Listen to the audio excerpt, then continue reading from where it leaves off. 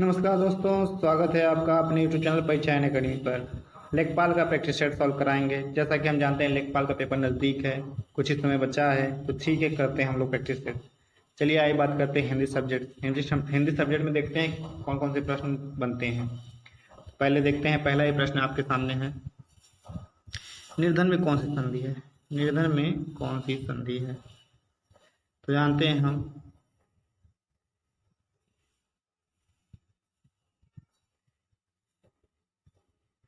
नी निह धन धन। तो निह धन धन मतलब विसर्ग संधि। ऑप्शन आपका होगा विसर्ग संधि सही। नेक्स्ट प्रश्न है, निम्न में से कौन सा समास कर्मधारय समास है? कौन सा कर्मधारय समास है? तो इसमें नील गगन है, त्रिफला है, पतझड़ है, गांव शहर है। तो ऑप्शन इसका सही होगा नील गगन। बात करते हैं कर्मधारय। जो जब कोई एक खंड विशेषण या उपमा सूचक शब्द होता है तो उसे कर्मधारय समास कहते हैं। तो कर्मधारय जैसे देखते हैं हम इसमें विशेषण विशेषण की बात नीला नीला गगन। चलिए आगे बढ़ते हैं नेक्स्ट प्रश्न पे। नेक्स्ट प्रश्न ध्यान से आप इसको विस्तार से पढ़िए, फिर उसके बाद दो प्रश्न है उसको करते हैं। तो पहले प्रश्न देखते हैं क्या है। इसमें लिखा है प्रश्न, मानव जीवन को भस्मासुर बनाने से कैसे रोका जा सकता है? तो इसमें हम देखते हैं कि सही आंसर कौन सा है, क्योंकि हम इसको ध्यान से जब पढ़ेंगे तो इसी में हमको मिलेगा ऑप्शन बी। ऑप्शन बी, नैतिक आत्मिक मूल्यों को विकसित करके। फिर इसमें है छठवां, अणु विस्फोट को मानवतावाद की मर्यादा देना तभी संभव है जब व्यक्ति की क्या? इसमें राइट आंसर आपका होगा ऑप्शन ए, क्षुद्रता को राष्ट्र की क्षुद्रता न बनने दिया जाए। यही आपका सही आंसर है, ऑप्शन ए। चलिए नेक्स्ट चलते हैं, आगे प्रश्न देखते हैं। आपका प्रश्न है, जड़ों में मट्ठा डालना मुहावरे का अर्थ क्या होता है? सिंचाई करना, समूल नष्ट करना, पालन पोषण करना, चापलूसी करना। तो आपका सही आंसर इसमें है समूल नष्ट करना। ऑप्शन सही होगा।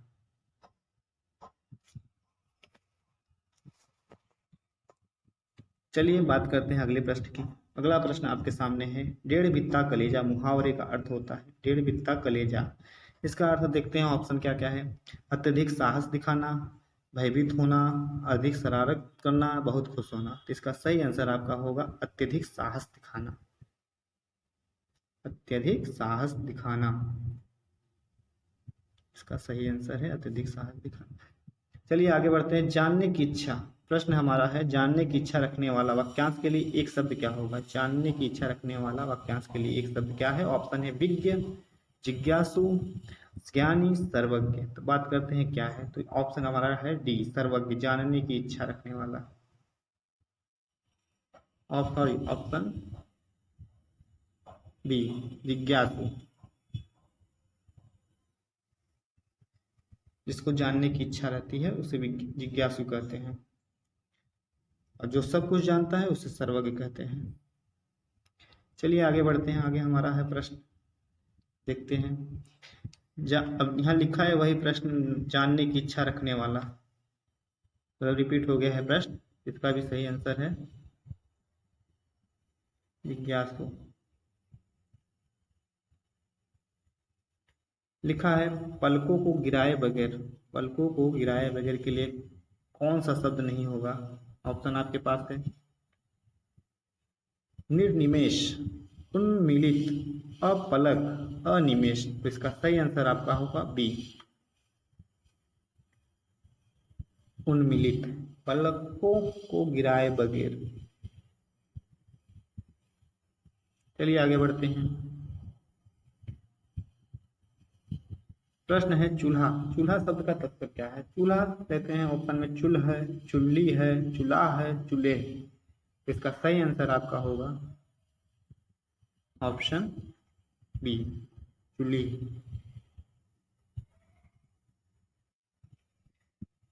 नेक्स्ट प्रश्न हमारा है, उपटन शब्द का तत्सम पूछा है। तो लिखा है ऑप्शन में ऊर्ध्वतन, उबटान, ऊर्ध्वतन। इसका सही आंसर क्या है देखते हैं। तो इसका उपटन शब्द का जो तत्सम होता है ऑप्शन डी है, जैसा कि यहाँ लिखा है ऊर्ध्वतन, ऊर्ध्वतन होता है तन का। चलिए नेक्स्ट प्रश्न करते हैं। कृत्रिम, कृत्रिम शब्द का विलोम शब्द होता है। कृत्रिम मतलब देखते हैं जो बनाई जाती है, इसका उल्टा क्या होगा। कृत्रिम का बात करते हैं उल्टा, जो हम देखते हैं कि हमारा पहला ही ऑप्शन है नैसर्गिक, यही सही ऑप्शन है, क्योंकि ये नैसर्गिक प्राकृतिक ही इसे कहते हैं। चलिए नेक्स्ट प्रश्न है पराधीन। पराधीन शब्द का विलोम होता है। पराधीन शब्द का विलोम देखते हैं क्या होता है। पराधीन का हम देखते हैं ऑप्शन विजयी है, स्वाधीन है, जय है, विपक्ष है। तो इसका सही आंसर आपका है ऑप्शन बी, स्वाधीन। पराधीन मतलब दूसरे के अधीन, और स्वाधीन मतलब स्वयं के अधीन, स्वयं के द्वारा। चलिए आगे बढ़ते हैं। नेक्स्ट प्रश्न, निम्नलिखित शब्दों में सुंदर, सुंदर का पर्यायवाची शब्द पर्यायवाची नहीं है पूछा है। तो इसमें ऑप्शन आपका है, देख लीजिए, मनोरम है, मंजुल है, रम्य है, सुगमता है। तो इसका सही आंसर हम देखते हैं कि सुगमता। सुगमता पर्यायवाची नहीं है। मनोरम होता है, मंजुल होता है, रम्य होता है, सुंदर, लेकिन सुगमता नहीं होता। चलिए नेक्स्ट प्रश्न करते हैं। नेक्स्ट प्रश्न क्या है हमारे पास, देवधन ऋषि बराबर देवर्षि में प्रयुक्त संधि क्या है। मतलब ये संधि का प्रश्न है, इसमें दिया है ऑप्शन, दीर्घ संधि, गुण संधि, वृद्धि संधि, यड़ संधि। तो देवधन ऋषि देवर्षि, देवर्षि में संधि कौन सी हमारी है, ऑप्शन बी, गुण संधि।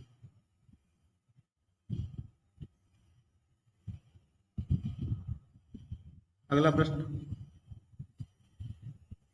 अभिषेक में प्रयुक्त संधि है। अभिषेक पूछा है, अभिषेक में प्रयुक्त संधि क्या है। तो ऑप्शन है गुण संधि है, व्यंजन संधि है, कि वृद्धि संधि है, कि दीर्घ संधि है। तो हम बात करते हैं अभिषेक। तो अभिषेक में हमारी संधि क्या होगी, अभिषेक में हमारी संधि है व्यंजन संधि।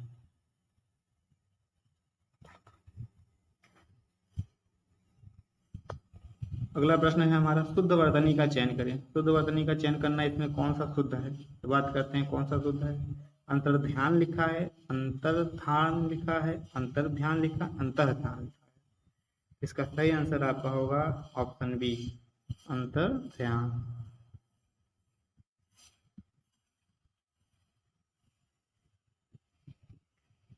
चलिए नेक्स्ट प्रश्न चलते हैं आगे। प्रश्न है आपका, मेहतरानी, मेहतरानी शब्द का पुल्लिंग पूछा है। तो मेहतरानी में ऑप्शन देखिए पुल्लिंग क्या होगा। मेहतरानी स्त्रीलिंग शब्द है, और ऑप्शन है मेहतरी, मेहतरान, मेहतर, मेहतरा। तो ऑप्शन देखिए हमारे कौन सा सही होगा, 19 का ऑप्शन सी सही होगा, मेहतर। मेहतर का स्त्रीलिंग होता है मेहतर, मेहतर का स्त्रीलिंग शब्द एक मेहतरानी है, और मेहतरानी का पुल्लिंग मेहतर है। चलिए प्रश्न है, निम्नलिखित में किसका प्रयोग प्राय एक वचन में नहीं होता है। किसका प्रयोग प्राय एक वचन में नहीं होता है। तो ऑप्शन है हमारा द्रवाचक संख्या, भाववाचक संज्ञा, गुणवाचक संज्ञा, और प्राण, दर्शन, आंसू तथा अक्षत शब्दों में। जैसा हम जानते हैं जो लिखा है हमारा प्राण, आंसू, दर्शन, अक्षत, ये सब यही हमारा सही है, क्योंकि इसका प्रयोग सदैव एक वचन में नहीं होता, हमेशा ये सदैव बहुवचन में होते हैं।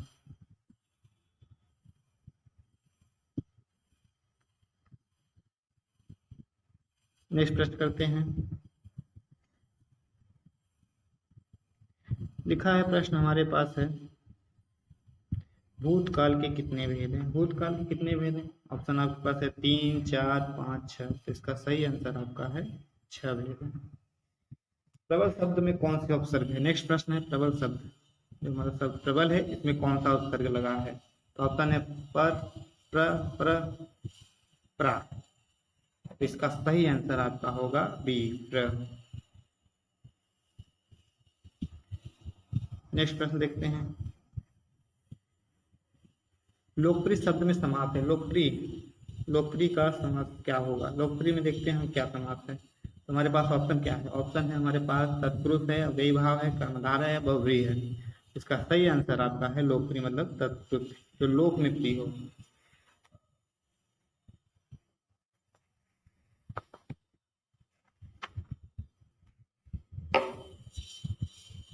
चलिए नेक्स्ट प्रश्न करते हैं, आगे बढ़ते हैं।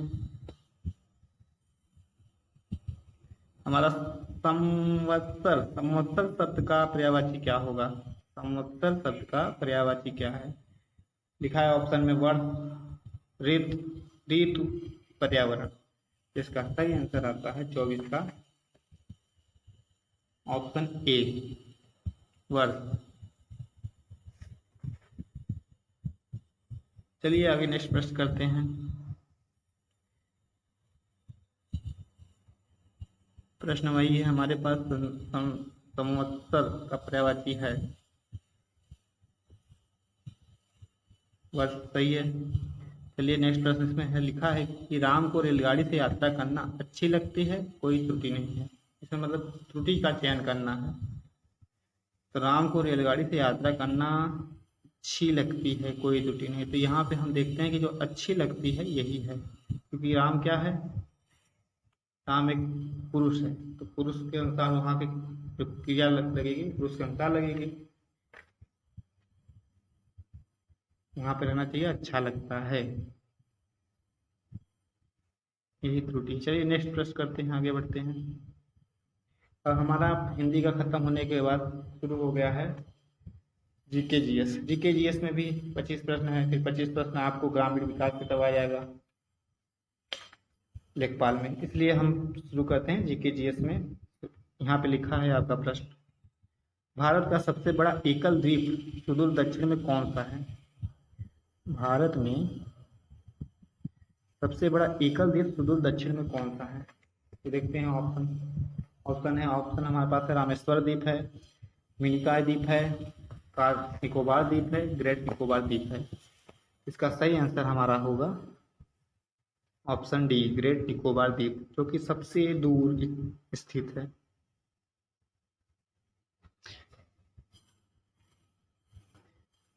नेक्स्ट प्रश्न है, क्षेत्रफल की दृष्टि से उत्तर प्रदेश का भारत के राज्यों में कौन सा स्थान है? क्षेत्रफल की दृष्टि से उत्तर प्रदेश का, तो देखते हैं हम कौन सा स्थान है। तो दूसरा है कि तीसरा है कि चौथा है कि पांचवा है? ऑप्शन आपका है चौथा।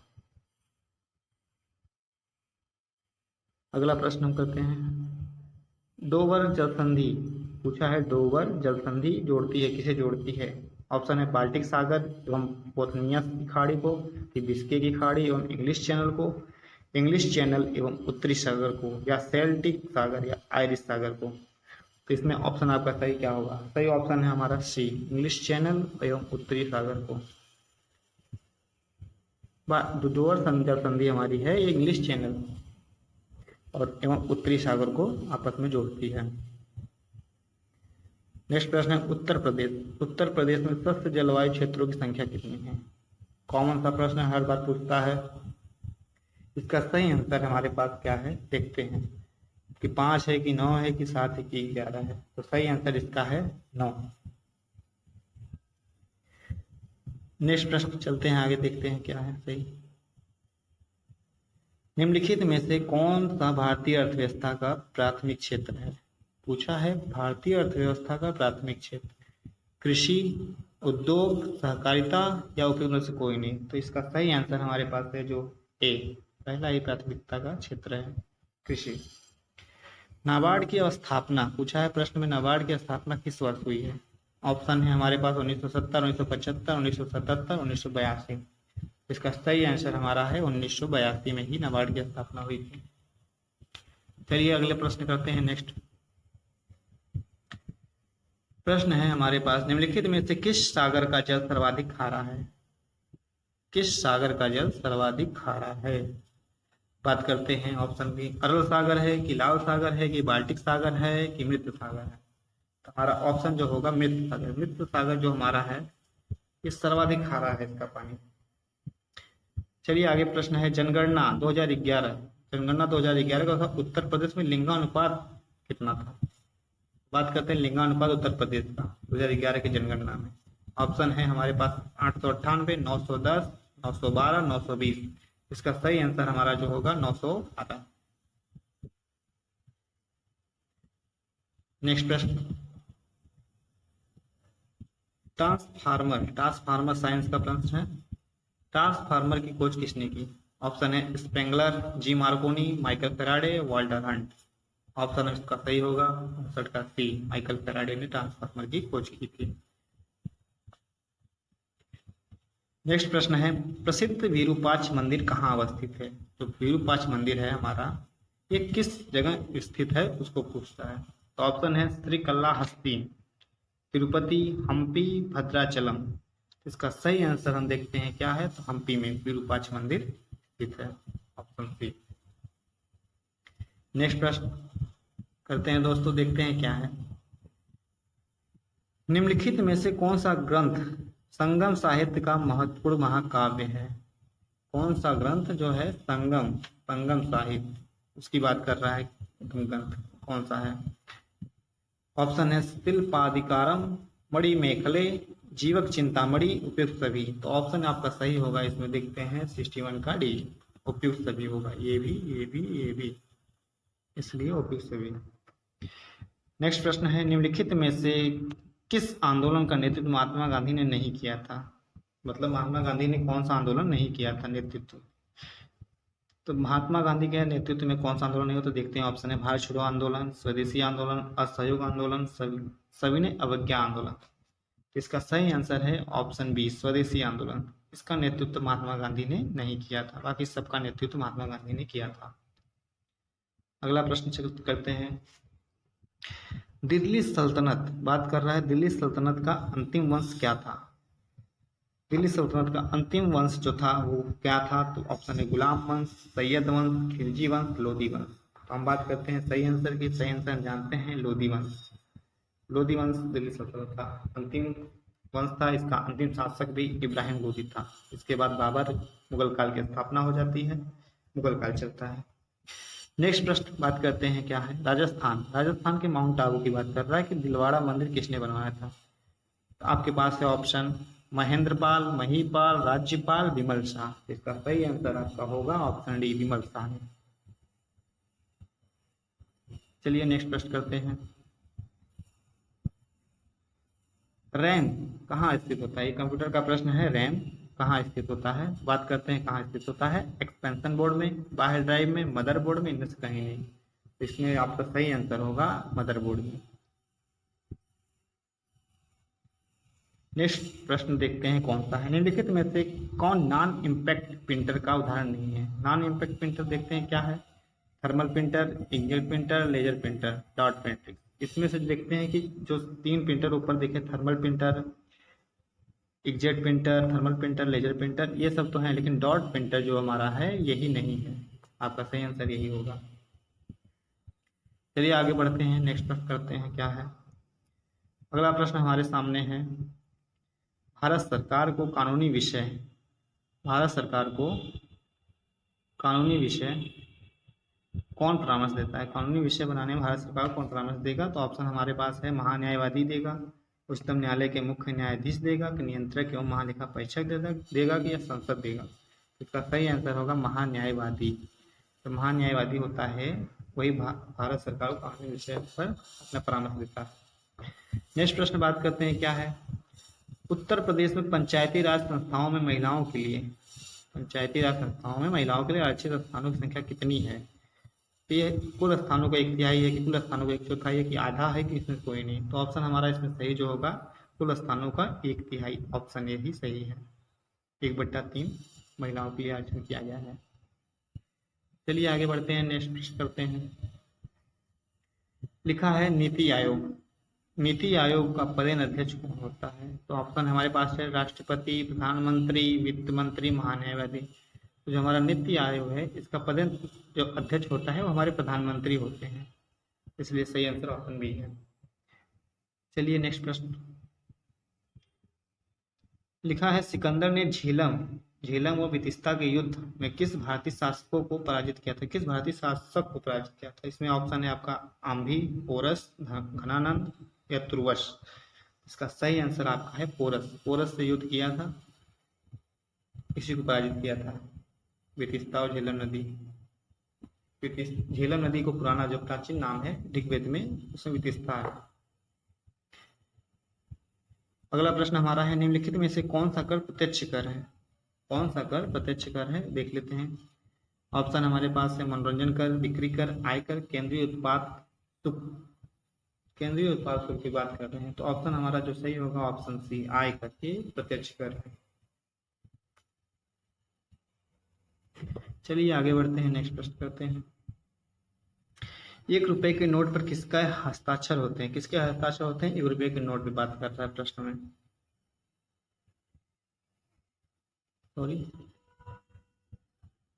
1 रुपए के नोट पर किसके हस्ताक्षर होते हैं? तो देखते हैं किसके। तो रिजर्व बैंक ऑफ इंडिया का गवर्नर के हस्ताक्षर होंगे, कि वित्त मंत्री के, कि वित्त सचिव के, कि भारत का प्रधानमंत्री? जो हमारा ऑप्शन होगा इस पे वित्त सचिव। 1 रुपए के नोट पर वित्त सचिव के हस्ताक्षर होते हैं। प्रश्न है अगला, जुलाई 2021 पायलट प्रोजेक्ट के तौर पर देश का पहला अनाज एटीएम किस राज्य में स्थापित किया गया? पूछा है 2021 में पायलट प्रोजेक्ट के तौर पर देश का पहला अनाज एटीएम। ऑप्शन है आपके पास पटना बिहार, गुरुग्राम हरियाणा, रांची झारखंड या रामपुर उत्तर प्रदेश में। तो आपका सही आंसर है गुरुग्राम हरियाणा में। चलिए आगे बढ़ते हैं, देखते हैं कौन सा सही है प्रश्न। मई 2021 में किस देश ने सिमोर्ग नामक सुपर कंप्यूटर लॉन्च किया था? किस देश ने सिमोर्ग का करंट का प्रश्न है, इंपॉर्टेंट है, देख लेते हैं क्या है। तो आपका ऑप्शन है सऊदी अरब, ईरान, चीन, दक्षिण कोरिया। तो इसका सही आंसर ऑप्शन बी है, ईरान। ईरान ने ही सिमोर्ग नामक सुपर कंप्यूटर को लॉन्च किया था। नेक्स्ट प्रश्न है, 72वें गणतंत्र दिवस समारोह के अवसर पर राष्ट्रपति द्वारा किसे महावीर चक्र से सम्मानित किया गया? बात कर रहा है 72वें गणतंत्र दिवस समारोह में राष्ट्रपति द्वारा महावीर चक्र से सम्मानित किया गया। ऑप्शन आपके पास है मेजर अनुज सूद, कर्नल संतोष बाबू, योगेंद्र सिंह यादव या राशिद। ऑप्शन आपका सही होगा 75 का बी, कर्नल संतोष बाबू को महावीर चक्र से सम्मानित किया गया था। नेक्स्ट प्रश्न की बात करते हैं अगला। लिखा है प्रश्न में, ग्रामीण संप्रदायवाद की अवधारणा के प्रतिपादक कौन? इंपॉर्टेंट प्रश्न है, ग्रामीण संप्रदायवाद की अवधारणा के प्रतिपादक कौन है? तो ऑप्शन आपके पास है एम.के. गांधी, राधा कमल मुखर्जी, श्री भगवान दास या राम मनोहर लोहिया। तो ऑप्शन सही आपका है राधा कमल मुखर्जी जी, यही ग्रामीण संप्रदायवाद के प्रतिपादक हैं। चलिए बात करते हैं अगला, पंचायती राज संस्थाओं को संवैधानिक दर्जा किस संवैधानिक संशोधन द्वारा प्रदान किया गया? आपका ऑप्शन है 73वें, 76वें, 85वें या 78वें। तो आपका सही आंसर इसमें है ऑप्शन ए, 73वें। ऑप्शन ए, 73वें संविधान संशोधन द्वारा पंचायती संस्थानों को संवैधानिक दर्जा प्रदान किया गया था। चलिए आगे बढ़ते हैं, देखते हैं। यदि कोई व्यक्ति किसी दूसरे पर शारीरिक प्रहार करता है तो यह एक उदाहरण किसका होगा? प्रश्न है, कोई व्यक्ति किसी दूसरे व्यक्ति पर शारीरिक प्रहार करता है तो यह उदाहरण किस टाइप का पड़ता है? देखते हैं। ऑप्शन है वीरतामूलक व्यवहार का, भावात्मक व्यवहार का, या मूर्खतापूर्ण व्यवहार का, या विवेक सहमत व्यवहार का। ये हमारा जो ऑप्शन इसमें सही होगा भावात्मक व्यवहार का। नेक्स्ट प्रश्न है, औपचारिक संबंध इनमें से किस समूह का लक्षण है? औपचारिक संबंध बात कर रहे हैं, इनमें से किस समूह का लक्षण है? प्राथमिक समूह, द्वितीयक समूह, स्थानीय समूह, स्थायी समूह। तो बात करते हैं कौन सा आंसर सही होगा इसका? ऑप्शन बी, द्वितीयक समूह। या फिर ग्रामीण परिवेश, ग्रामीण समुदाय, जितने भी टेकपाल में बनते हैं प्रश्न वहां से संबंधित है। नेक्स्ट प्रश्न है, लोगों का समूह जो निश्चित उद्देश्यों की पूर्ति हेतु संगठित किया जाता है कहलाता है। लोगों का समूह जो निश्चित उद्देश्यों की पूर्ति के लिए संगठित किया जाता है क्या कहलाता है? तो इसके लिए ऑप्शन हमारा क्या सही होगा? समाज है कि समुदाय है कि संघ है कि संस्था? इसका सही आंसर है ऑप्शन सी, संघ। संघ बनाते हैं संगठित रूप से, तब लोगों का समूह ही कहलाता है। चलिए आगे बढ़ते हैं, नेक्स्ट प्रश्न करते हैं।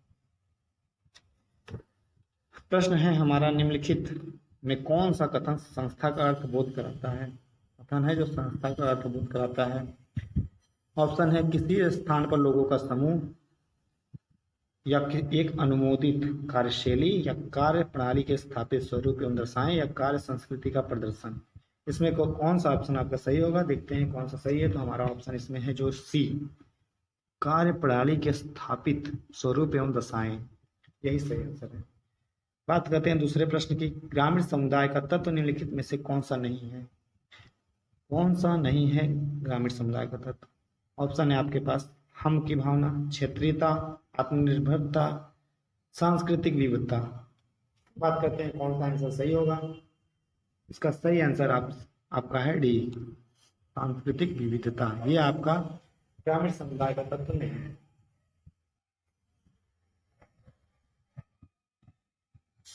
चलिए बात करते हैं, आगे बढ़ते हैं अगले प्रश्न पे। प्रश्न है हमारा, किसी गांव का सामान्य नाम सामाजिक तौर पर किसके आविर्भाव को प्रकट करता है?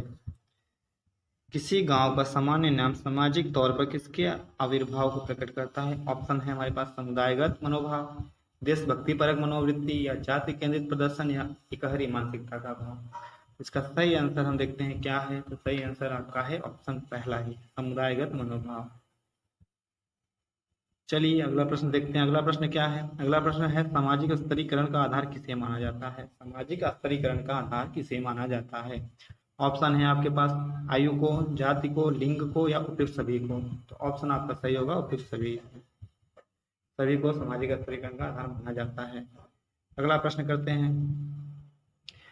अगला प्रश्न है, संस्कृति। संस्कृति है क्या? तो इसका ऑप्शन देख लेते हैं क्या क्या। अर्जित आचरण, अंतर्निष्ठ आचरण, मनुष्य की व्यक्तिगत कुल परंपरा, या निम्न में से कोई नहीं।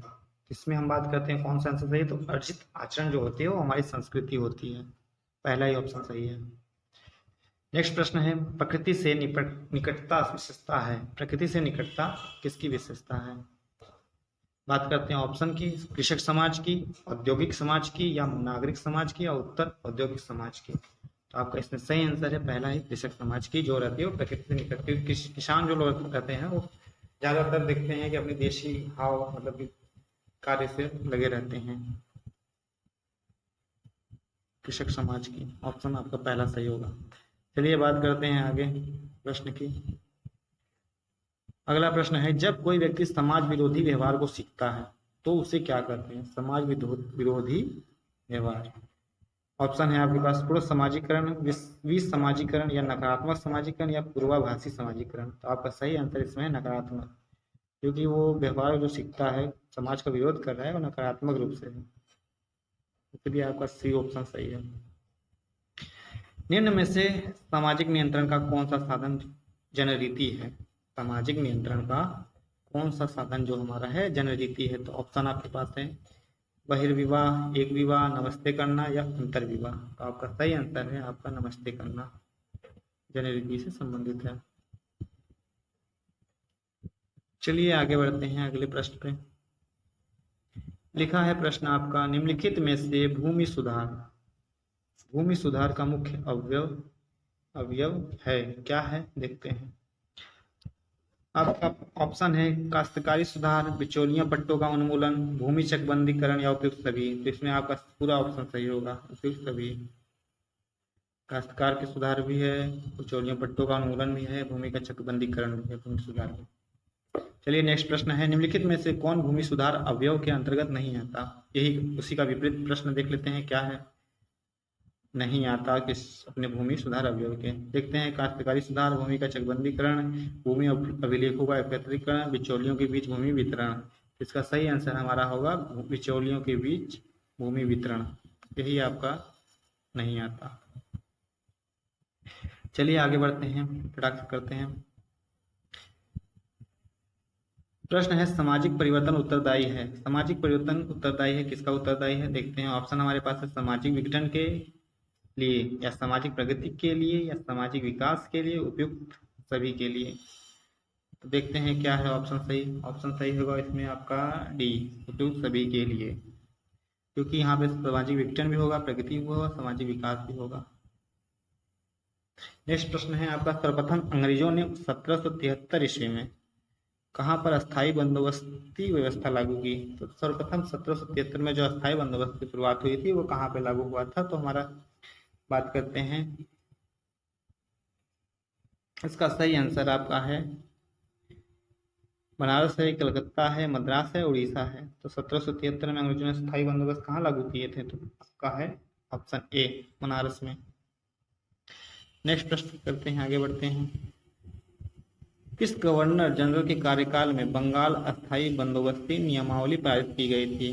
किसके कार्यकाल में बंगाल अस्थायी बंदोबस्ती नियमावली पारित की गई थी? तो ऑप्शन आपका है, इसमें देखते हैं क्या क्या। लॉर्ड कॉर्नवालिस है, लॉर्ड कैनिंग है, लॉर्ड डलहौजी है, लॉर्ड मार्लिमेंटो है। इसका सही आंसर आपका होगा लॉर्ड कॉर्नवालिस ही अस्थायी बंदोबस्त को आया था। नेक्स्ट प्रश्न है, निम्नलिखित में से किस व्यवस्था के तहत सरकार लगान सीधे रैयत, रैयत मतलब किसान से वसूल करती थी? बात करते हैं रैयत की। रैयत वाली व्यवस्था थी कि जागीरीदार वाली व्यवस्था थी, महल वाली थी कि मालगुजारी थी? तो ऑप्शन आपका सही है, पहले ही रैयत व्यवस्था, रैयत वाली व्यवस्था थी। चलिए आगे बढ़ते हैं, नेक्स्ट प्रश्न करते हैं।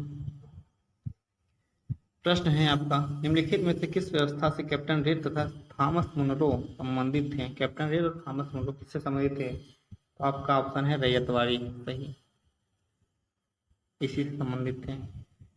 नेक्स्ट प्रश्न है, निम्नलिखित में से किस कमीशन ने सिफारिश की कि कृषि अक्षमता जमींदारी व्यवस्था के कारण इसका उन्मूलन होना चाहिए? तो कौन सा कमीशन था उसको देख लेते हैं। तो आपका ऑप्शन है क्लाउड कमीशन, रेले कमीशन, मिनकैम्प कमीशन, हंटर कमीशन। इसका सही आंसर आपका है पहला ही, क्लाउड कमीशन।